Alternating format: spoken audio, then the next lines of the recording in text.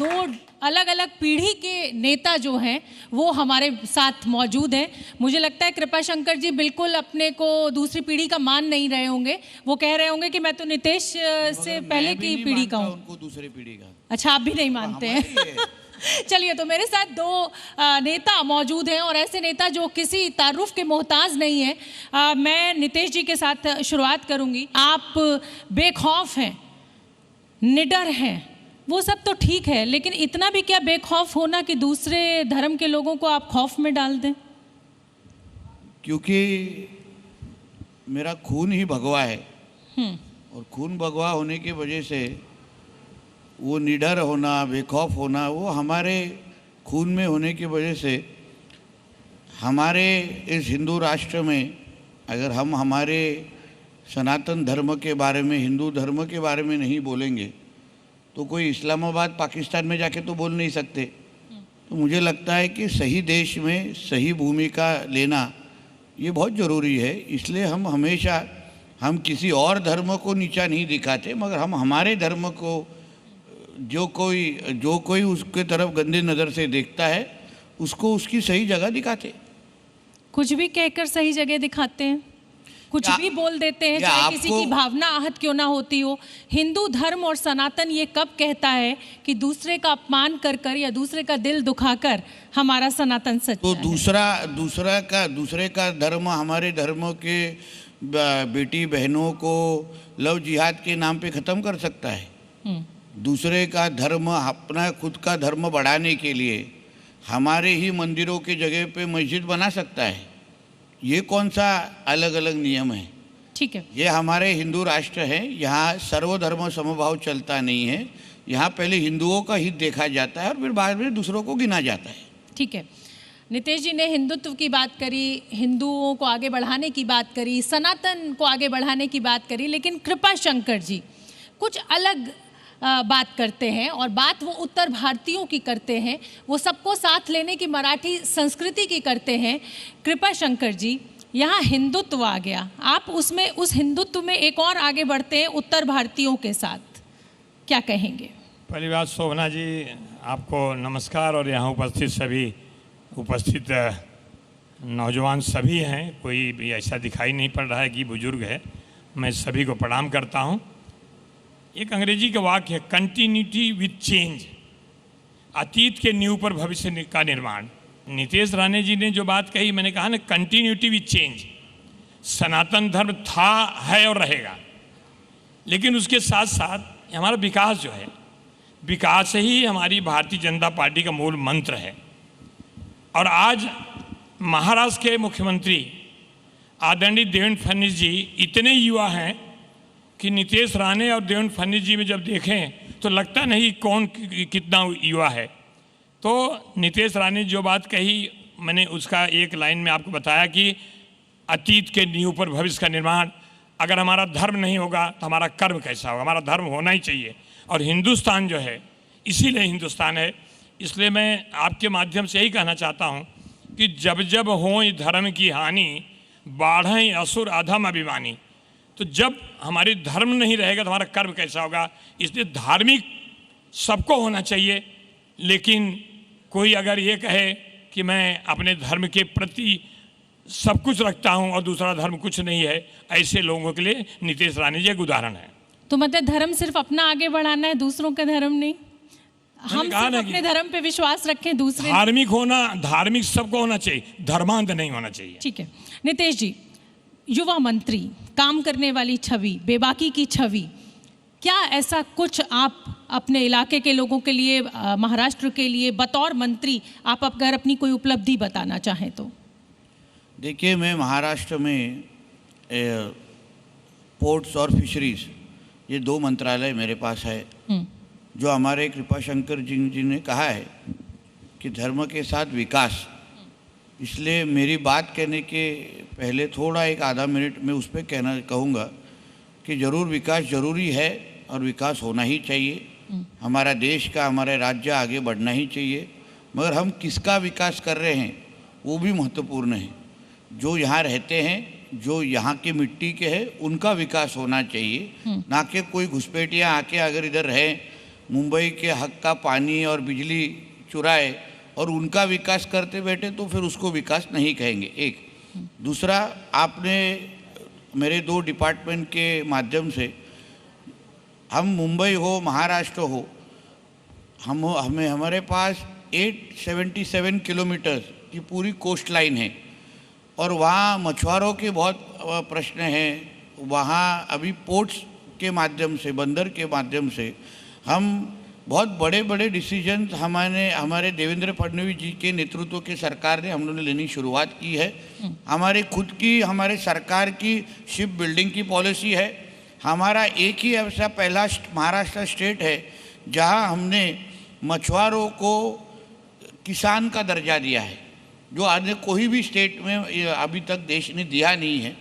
तो इस माध्यम से हम हमारे मछुआरों को, जो मेरे डिपार्टमेंट के माध्यम से हम लोग कर रहे हैं, मछुआरों का विकास, मछुआरों के माध्यम से हमारे महाराष्ट्र में उनका योगदान बढ़ाना, विकास में उनका योगदान बढ़ाना, बंदर या पोर्ट्स डिपार्टमेंट के माध्यम से जिस तरीके से अभी इस बार के बजट में आपने देखा होगा कि बहुत बड़े पैमाने पे पोर्ट्स इंडस्ट्री के लिए, शिप बिल्डिंग इंडस्ट्री के लिए, या तो मैरीटाइम डेवलपमेंट के लिए हमारे नरेंद्र मोदी जी के सरकार ने बहुत बड़े डिसीजंस, महत्वपूर्ण पॉलिसी डिसीजंस लिए हैं।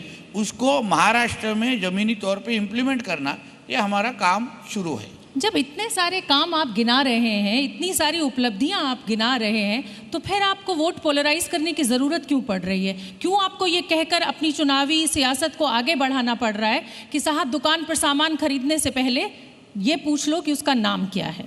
तो जरूरी है, जैसे मैंने आपको जब इतना काम जमीन पर है। तो ये काम हम किसके लिए कर रहे हैं? ये काम हम हमारे हिंदू राष्ट्र के लिए कर रहे हैं।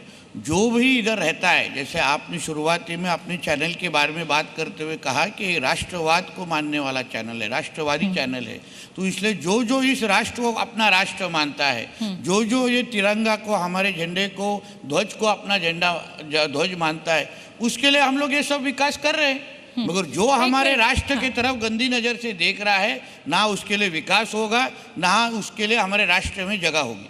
लेकिन एक बात मुझे ये बताइए ना नितेश जी, माँ तुझे सलाम गाने वाला व्यक्ति अगर कोई अपनी बात कहता है, अपनी दिक्कत कहता है, तो क्या हम ये कहेंगे कि उसको मंच देना बंद कर दो, उसको पाकिस्तान चले जाना चाहिए? जरूर कहना चाहिए, जरूर कहना चाहिए, क्योंकि उसको इतनी हिम्मत पाकिस्तान में बोलने की होती क्या?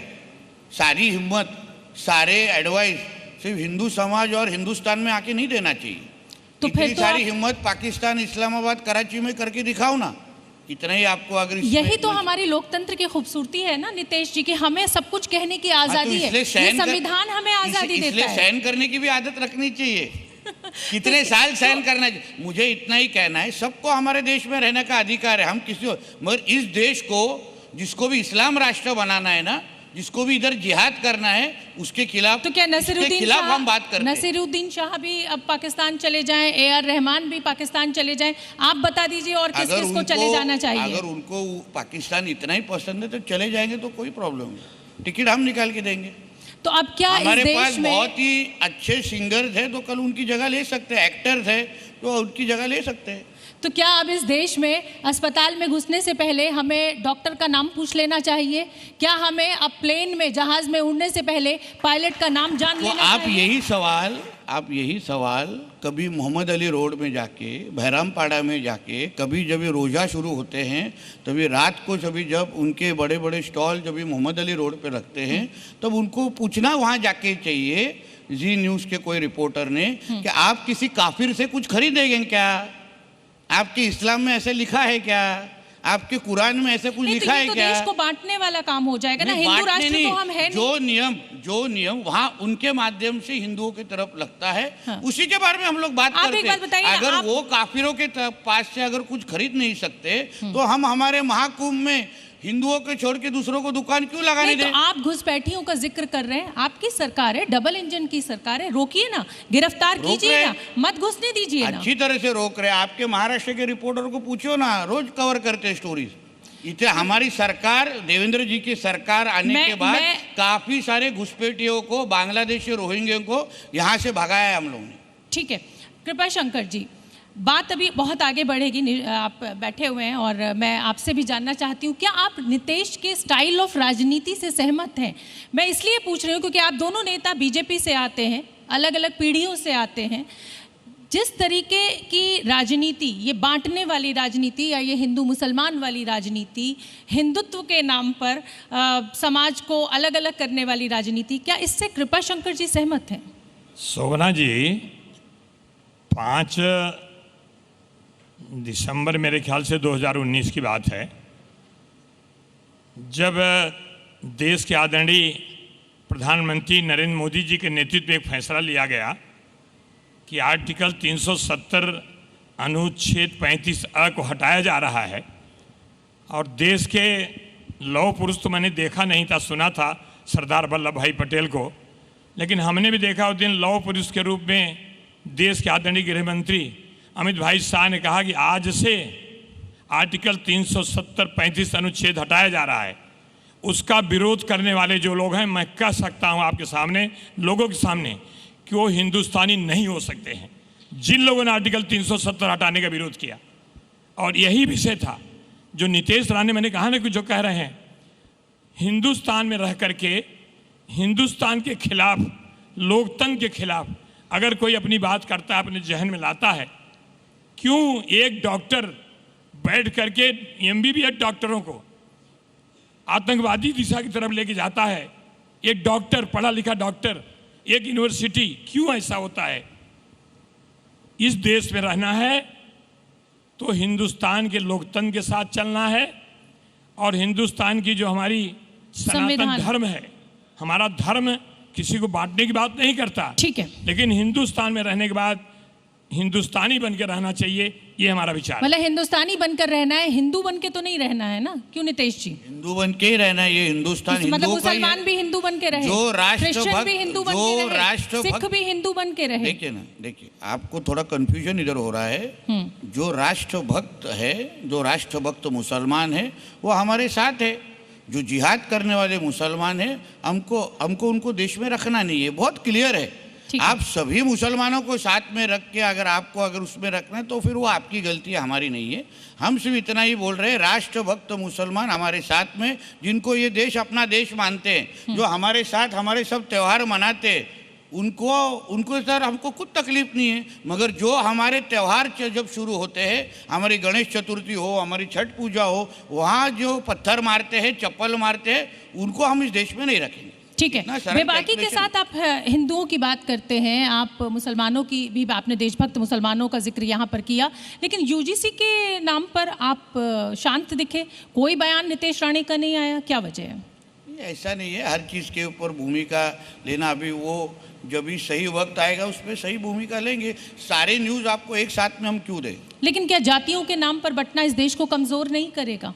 ये ऐसा नहीं, आखिर में हम सब भी इस हिंदुस्तान में रहने वाले हिंदू है। जिस तरीके से हम हिंदुओं के बीच में जाति है, वहाँ मुसलमान में भी जातियाँ हैं, जो अभी जनगणना के टाइम पे बाहर आ जाएगा। तो मुझे लगता है सही वक्त के ऊपर सभी चीज़ के ऊपर भूमिका। लेकिन नीतीश जी, मुझे आप ये बताइए कि कहाँ तो हम विकास की बात कर रहे हैं, सबका साथ सबके विकास की बात कर रहे हैं, लेकिन अगर हमारा छात्र वर्ग ही बट जाएगा और जिस तरीके के ये नियम आए हैं, उसके बाद आंदोलन देखने को मिल रहे हैं यूनिवर्सिटीज़ में, क्या आपको नहीं लगता है कि ये घातक हो सकता है आने वाले समय में? पहले धर्म के नाम पे बंटो, अब जाति के नाम पर बंटो, क्योंकि OBC वोट बैंक जो है वो अब आपकी पार्टी के लिए बहुत अहम हो गया है। देखिए, आपका देखने का दृष्टिकोण ही गलत है। हमको अगर विलन की तरफ ही देखना है तो हम विलन ही बनेंगे, तो ऐसा होता नहीं है। हम अगर हिंदू राष्ट्र में रह के अगर हर एक हिंदू अपनी भूमिका ले रहा होगा तो उसमें मुझे नहीं लगता ऐसा कोई। ये सारे सवाल है ना, ये सारे सवाल हमको पूछे जाते हैं। कभी तो कोई मुसलमान समाज के कोई नेताओं को बुलाइए, उनको पूछिए कि भाई आप धर्म के नाम पे देश क्यों बांट रहे हैं, जाति के नाम पे क्यों बांट रहे हैं। थोड़ा उनको भी बुला के थोड़ा उनको भी सवाल जवाब पूछेंगे तो हमको भी नीचे बैठ के ताली बजाने को अच्छा लगेगा। मेरा सारे तो सवाल है ना कि अभी तक तो हिंदुत्व की बात हो रही थी, अब तो ये बात जातियों तक पहुंच गई। यही तो मैं कह रही हूँ, इस दिशा परिवर्तन की क्या वजह नीतीश राणे देखते हैं? हमारे देश में हर कोई हिंदू बन के ही सोचना चाहिए, क्योंकि जिस तरीके से जब भी आप कोई आरक्षण मांगना हो, हम जिस तरीके से महाराष्ट्र में मराठा धनगर जैसे बातें करते हैं, मगर मुसलमान समाज को जब भी आरक्षण मांगना है तभी वो मुस्लिम आरक्षण दे दीजिए ऐसा बोलते हैं। उनमें भी उतनी ही जातियाँ हैं, पशमिंदा है, कुरैशी है, बहुत जातियाँ उनमें से, मगर तभी कभी जातियों के बारे में बात नहीं करेंगे। वही भूमिका हमारी हिंदू समाज ने भी स्वीकारना चाहिए। हम हिंदू बन के जब इस देश में रहेंगे तो मुझे नहीं लगता कोई भी हमारे देश को गंदी नज़र से देख सकेगा। और मुझे लगता है कि अगर हम हिंदुस्तानी बनकर रहेंगे तो फिर कोई हमारे देश को नहीं तोड़ पाएगा। हिंदू और हिंदुस्तानी में क्या अलग है? शोभना जी, हिंदू और हिंदुस्तानी में बहुत फर्क है। हिंदुस्तान सारे धर्मों को समाहित करता है और हिंदू हम अपने सनातन को समाहित करते हैं। हिंदुओं के देश को हिंदुस्तान बोलते हैं। चलिए कृपा शंकर जी, यूजीसी आपको, आपके लिए ये सब जानते हैं कि ओबीसी वोट बैंक जो है वो एक बहुत बड़ी वजह रहा है आपकी अभी तक की 10-11 साल की जीत के लिए। तो क्या अब नौबत यहाँ तक आ गई है कि अब हम हिंदुत्व और छोड़कर अब हम जातियों के नाम पर बंटवारे की राजनीति करने लगे हैं? शोभना जी, आप देखिए 2014 के पहले भारत और 2014 के बाद का भारत। महाराष्ट्र में 2014 के पहले का महाराष्ट्र और 2014 के बाद का महाराष्ट्र। आप इसी मुंबई शहर में आप देखिए, हम 12 मिनट में राजीव गांधी सी लिंक से नरीमन पॉइंट 12 मिनट पहुंचते हैं। 18 मिनट में बीकेसी मेट्रो 3 से हम कोलाबा में पहुंचते हैं। आज मेट्रो का जाल बिछा हुआ है। आज मतलब एयरपोर्ट चाहे नई मुंबई तो यही तो मैं भी कह रही हूँ कृपा शंकर जी, यही मैं भी कह रही हूँ कि जब इतना काम आप लोग कर रहे हैं तो फिर आप लोगों को ये अननेसेसरी के नियम लाने की जरूरत पड़ी। जब ये विकास होता है तो क्या सरकार कहती है कि सिर्फ इस धर्म का आदमी इस रास्ते पर चलेगा, यहाँ पानी मिलेगा, घर मिलेगा तो इसी को मिलेगा? तो जो हमारी परंपरा है, हमारी जो नीतीश राणे जी बार बार कहने का प्रयास कर रहे हैं कि हिंदुस्तान में रह करके कोई भी जो विकास होता है, विकास किसी के नाम पे नहीं होता है। कोई अगर एरिया में नीतीश जी का बस चलेगा तो एक टोल लगा देंगे। पहले अपनी देशभक्ति प्रूफ करनी पड़ेगी, मुसलमान को भी ये बताना पड़ेगा कि हम हिंदुस्तानी है, वो तभी क्रॉस कर पाएगा। क्यों नीतीश जी? बहुत अच्छा आइडिया है, मैं नितिन गडकरी जी को जरूर लिखूंगा। औरंगजेब की मजार कभी आप तोड़ने लगते हैं, एएसआई को तो आपने सुना होगा ना। कुछ जो आपने ये सुझाव इधर दिया है, इसके वजह से आप ऐसा टोल शुरू कीजिए, ऐसा मैं पत्र में लिखूंगा। जब युवा की और उसकी बात होती है, अनुमान गलत हो सकता है, अनुभव कभी गलत नहीं होता है। हाँ। आज देश के प्रधानमंत्री, ताली बजा दीजिए भाई इस बात पे आप लोग। हाँ, नरेंद्र मोदी जी अनुभव, और 2014 के बाद देश कहाँ गया है। आज 2014 के बाद का देवेंद्र फडणवीस जी के नेतृत्व महाराष्ट्र सरकार किस विकास, हमको इस पे जाना चाहिए। और हम फिर वही 75 साल पुरानी बातें, हिंदुस्तान पाकिस्तान का बंटवारा हो गया, लेकिन जो ये बीजेपी के नेता की राय है, कांग्रेस इसको लेकर कुछ और कहती है। इन 14 सालों का जिक्र कांग्रेस किसी और तरीके से करती है कि वृंदावन में रहना है तो राधे राधे कहना है, लेकिन हिंदुस्तान में रहना है तो हिंदुस्तानी बनकर रहना है। हिंदुस्तानी बनकर रहना है, हिंदू बनकर। जय श्री राम ही बोलना है। जय श्री राम बोलना ही पड़ेगा। चलिए, बहुत बहुत धन्यवाद आप दोनों ही मेहमानों का।